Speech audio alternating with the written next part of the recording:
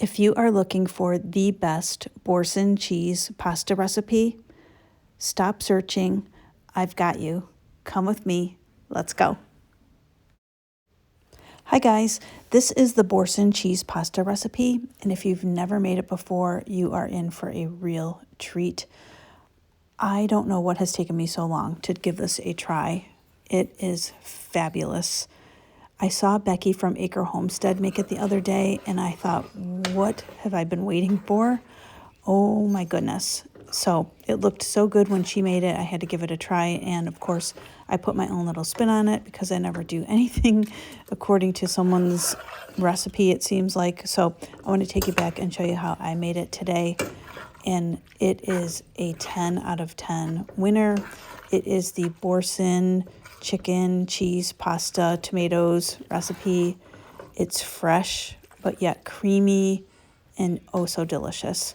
I don't know if I've ever mentioned this before officially on my channel, but I am legally blind and then some, and so I often buy the wrong things. And once again, for this recipe, I bought the wrong cut of chicken. I meant to buy chicken breast cutlets and instead picked up chicken tenders, but this worked out just fine. So use whatever cut of chicken that you like, but this ended up being great, so I might do it again. I then add in a couple tablespoons of olive oil, get the chicken nice and coated with that, and then I season it really well. I include here on the screen all of the seasonings that I used, but I will also include them down below in the description box. And once I get this all seasoned, I set it aside. I kind of want it to hang out for a little bit and I guess marinate for a little while. I probably let it sit for about 30 minutes.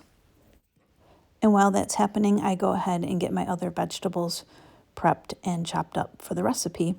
So I use onions. I was trying to use up some red onions that I had, so I used one red and one white or yellow onion. I chopped up a bunch of fresh garlic that I grew this past summer. And I also picked some basil from my window ledge plant that I have, which is still hanging on miraculously.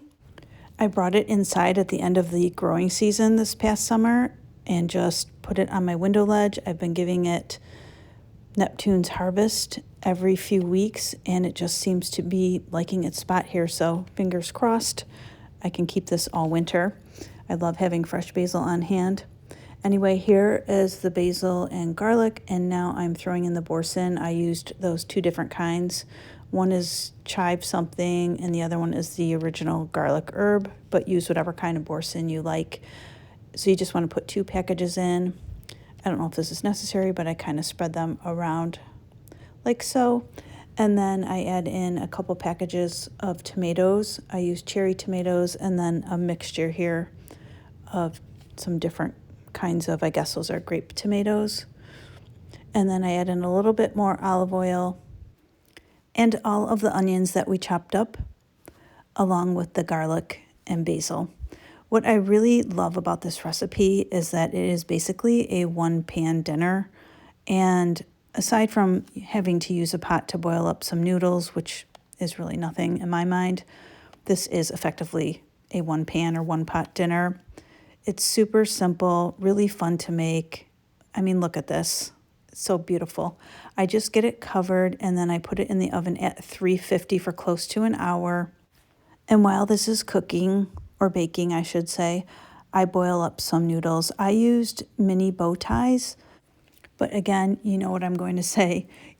Do what you like. Any kind of pasta noodle I think would be excellent with this dish. You can't go wrong. Once I get it out of the oven, I start just stirring it, and I want to see how the chicken turned out. It was fall apart tender, and after I stirred it for a little while, I thought it would just be better to get out like the hand potato masher and mash up the tomatoes, and that just really helped get everything really well combined and creamed everything up really nicely. And after I did that for a little bit, I also got out a knife and just kind of ran it through just to make sure that chicken was chopped up the way I wanted it. You guys, this really is so delicious. This is a great weeknight dinner because it's so easy, and like I said, the whole one-pan dinner thing. But you could serve this for company or over the holidays if you're looking for a fun meal. It really is excellent. At this point, I went in with some Parmesan cheese, and this also helped to thicken it up a little bit more. You can see here I'm pulling some out. I did make some gluten-free noodles for a member of my family, and then I went in with the mini bow ties here. Also, just a tip, I did hold back a cup or so of the pasta water. I didn't end up needing it, but you might want to do that just in case you do. You guys, this is phenomenal. I highly recommend this, of course, as I've said throughout this video. Give this a try. I promise you guys are going to love it. I would love to hear from you down below if you think you might make it, or if you've already tried this recipe, what you think of it or what you did differently. As far as the seasonings and the flavors, I did not need to add or change anything, so I would keep that all the same, as well as the mini bow ties. I thought this pasta worked out really well with this recipe, and it's personal preference, but I would definitely use it again. I added more Parmesan cheese at the end. Just incredible.